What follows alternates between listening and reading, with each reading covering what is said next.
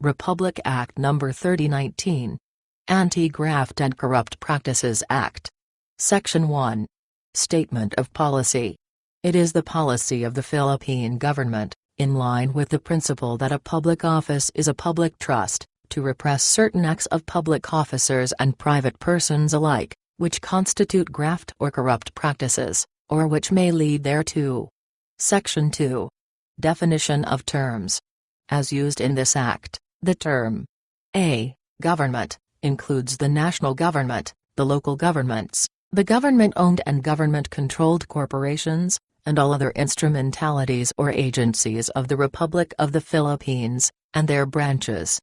B. Public officer includes elective and appointive officials, and employees, permanent or temporary, whether in the classified or unclassified, or exempt service receiving compensation, even nominal, from the government, as defined in the preceding subparagraph.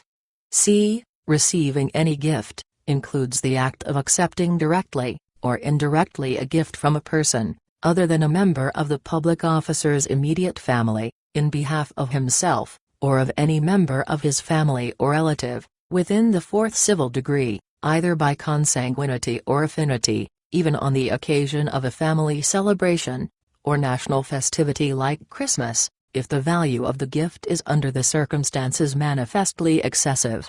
D. Person includes natural and juridical persons, unless the context indicates otherwise. Section 3. Corrupt practices of public officers. In addition to acts or omissions of public officers already penalized by existing law, the following shall constitute corrupt practices of any public officer, and are hereby declared to be unlawful. A. Persuading, inducing, or influencing another public officer to perform an act, constituting a violation of rules and regulations duly promulgated by competent authority, or an offense in connection with the official duties of the latter, or allowing himself to be persuaded, induced, or influenced to commit such violation or offense. B. Directly, or indirectly requesting, or receiving any gift, present, share, percentage, or benefit, for himself, or for any other person, in connection with any contract or transaction between the government, and any other part, wherein the public officer in his official capacity has to intervene under the law.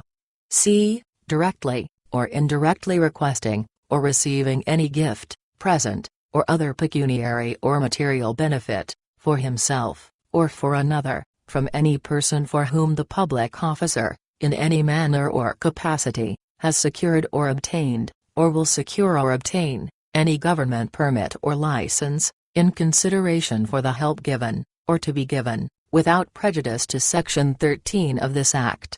D. Accepting, or having any member of his family accept employment in a private enterprise, which has pending official business with him during the pendency thereof, or within 1 year after its termination. E. Causing any undue injury to any party, including the government, or giving any private party any unwarranted benefits, advantage, or preference in the discharge of his official administrative or judicial functions, through manifest partiality, evident bad faith, or gross inexcusable negligence. This provision shall apply to officers and employees of offices, or government corporations charged with the grant of licenses, or permits, or other concessions. F. Neglecting, or refusing, after due demand or request, without sufficient justification, to act within a reasonable time on any matter pending before him, for the purpose of obtaining, directly, or indirectly, from any person interested in the matter, some pecuniary or material benefit or advantage, or for the purpose of favoring his own interest, or giving undue advantage in favor of, or discriminating against any other interested party. G. Entering, on behalf of the government, into any contract or transaction manifestly and grossly disadvantageous to the same, whether or not the public officer profited, or will profit thereby. H. Directly, or indirectly having financial or pecuniary interest in any business, contract, or transaction, in connection with which he intervenes, or takes part in his official capacity, or in which he is prohibited by the Constitution, or by any law from having any interest. I, directly, or indirectly becoming interested, for personal gain, or having a material interest in any transaction or act, requiring the approval of a board, panel, or group of which he is a member, and which exercises discretion in such approval, even if he votes against the same, or does not participate in the action of the board, committee, panel, or group. Interest for personal gain shall be presumed against those public officers responsible for the approval of manifestly unlawful, inequitable, or irregular transaction or acts by the board, panel, or group to which they belong. J. Knowingly approving, or granting any license, permit, privilege, or benefit in favor of any person not qualified for, or not legally entitled to such license, permit, privilege, or advantage, or of a mere representative or dummy of one, who is not so qualified or entitled. K. Divulging valuable information of a confidential character, acquired by his office, or by him on account of his official position to unauthorized persons, or leasing such information in advance of its authorized release date. The person giving the gift, present, share, percentage, or benefit referred to in subparagraphs B and C, or offering, or giving to the public officer the employment mentioned in subparagraph D, or urging the divulging, or untimely release of the confidential information referred to in subparagraph K of this section, shall, together with the offending public officer, be punished under Section 9 of this Act, and shall be permanently or temporarily disqualified in the discretion of the court, from transacting business in any form with the government. Section 4. Prohibition on private individuals. A. It shall be unlawful for any person having family, or close personal relation with any public official to capitalize, or exploit, or take advantage of such family, or close personal relation by directly or indirectly requesting or receiving any present, gift, or material, or pecuniary advantage from any other person having some business, transaction, application, request, or contract with the government, in which such public official has to intervene. Family relation shall include the spouse, or relatives by consanguinity, or affinity in the third civil degree. The word close personal relation shall include close personal friendship, social and fraternal connections, and professional employment, all giving rise to intimacy which assures free access to such public officer. B. It shall be unlawful for any person knowingly to induce, or cause any public official to commit any of the offenses defined in Section 3 hereof. Section 5. Prohibition on certain relatives.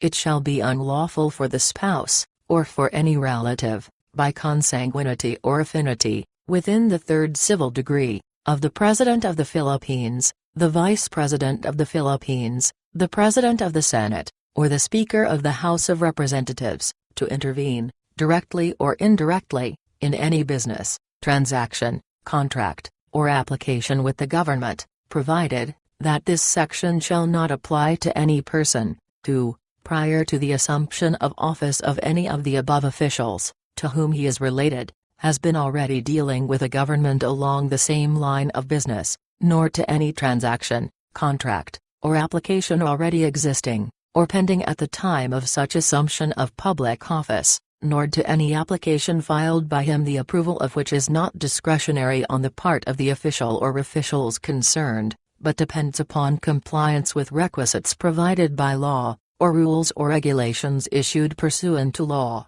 nor to any act lawfully performed in an official capacity, or in the exercise of a profession. Section 6. Prohibition on members of Congress. It shall be unlawful hereafter for any member of the Congress, during the term for which he has been elected, to acquire, or receive any personal pecuniary interest in any specific business enterprise, which will be directly and particularly favored, or benefited by any law or resolution authored by him previously approved, or adopted by the Congress during the same term. The provision of this section shall apply to any other public officer, who recommended the initiation in Congress of the enactment, or adoption of any law or resolution, and acquires or receives any such interest during his incumbency. It shall likewise be unlawful for such member of Congress, or other public officer, who, having such interest prior to the approval of such law or resolution authored, or recommended by him, continues for 30 days after such approval to retain such interest. Section 7. Statement of Assets and Liabilities. Every public officer, within 30 days after the approval of this Act, or after assuming office, and within the month of January of every other year thereafter, as well as, upon the expiration of his term of office, or upon his resignation, or separation from office, shall prepare and file with the office of the corresponding department head, or in the case of a head of department, or chief of an independent office, with the office of the President, or in the case of members of the Congress, and the officials and employees thereof, with the office of the Secretary of the corresponding House, a true detailed and sworn statement of assets and liabilities, including a statement of the amounts and sources of his income, the amounts of his personal and family expenses, and the amount of income taxes paid for the next preceding calendar year, provided that public officers assuming office less than 2 months before the end of the calendar year, may file their statements in the following months of January. Section 8. Dismissal due to unexplained wealth. If in accordance with the provisions of Republic Act 1379, a public official has been found to have acquired during his incumbency, whether in his name, or in the name of other persons, an amount of property, and/or money manifestly out of proportion to his salary, and to his other lawful income, that fact shall be a ground for dismissal or removal. Properties in the name of the spouse and unmarried children of such public official may be taken into consideration, when their acquisition through legitimate means cannot be satisfactorily shown. Bank deposits shall be taken into consideration in the enforcement of this section, notwithstanding any provision of law to the contrary. Section 9. Penalties for violations. A. Any public officer, or private person committing any of the unlawful acts or omissions enumerated in Sections 3, 4, 5 and 6 of this Act, shall be punished with imprisonment for not less than 1 year nor more than 10 years, perpetual disqualification from public office, and confiscation or forfeiture in favor of the government of any prohibited interest, and unexplained wealth manifestly out of proportion to his salary, and other lawful income. Any complaining party at whose complaint the criminal prosecution was initiated, shall, in case of conviction of the accused, be entitled to recover in the criminal action, with priority over the forfeiture in favor of the government, the amount of money, or the thing he may have given to the accused, or the value of such thing. B. Any public officer in violation of any of the provisions of Section 7 of this Act, shall be punished by a fine of not less than 100 pesos nor more than 1,000 pesos, or by imprisonment not exceeding 1 year, or by both such fine and imprisonment, at the discretion of the court. The violation of said section proven in a proper administrative proceeding, shall be sufficient cause for removal or dismissal of a public officer, even if no criminal prosecution is instituted against him. Section 10. Competent Court. Until otherwise provided by law, all prosecutions under this Act shall be within the original jurisdiction of the proper court of first instance, now Regional Trial Court. Section 11. Prescription of offenses. All offenses punishable under this Act shall prescribe in 10 years. Section 12. Termination of office.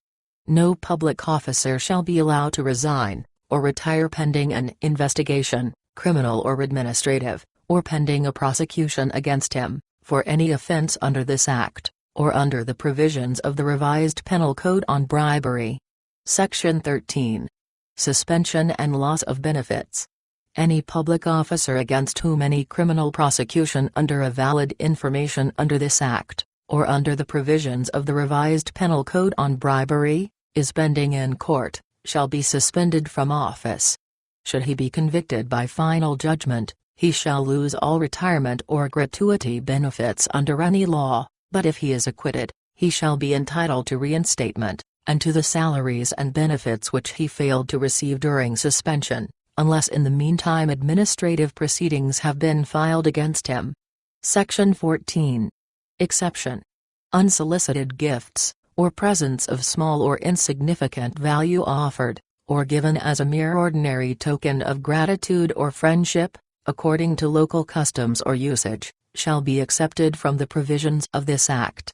Nothing in this Act shall be interpreted to prejudice, or prohibit the practice of any profession, lawful trade, or occupation by any private person, or by any public officer, who under the law may legitimately practice his profession, trade, or occupation, during his incumbency, except where the practice of such profession, trade, or occupation involves conspiracy with any other person, or public official to commit any of the violations penalized in this Act.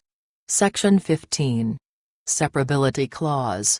If any provision of this Act, or the application of such provision to any person or circumstances is declared invalid, the remainder of the Act, or the application of such provision to other persons or circumstances, shall not be affected by such declaration. Section 16. Effectivity. This Act shall take effect on its approval, but for the purpose of determining unexplained wealth, all property acquired by a public officer since he assumed office, shall be taken into consideration. Approved, August 17, 1960. Prepared by Taunton of PHILIPPINE, my dream boy. Thank you for listening.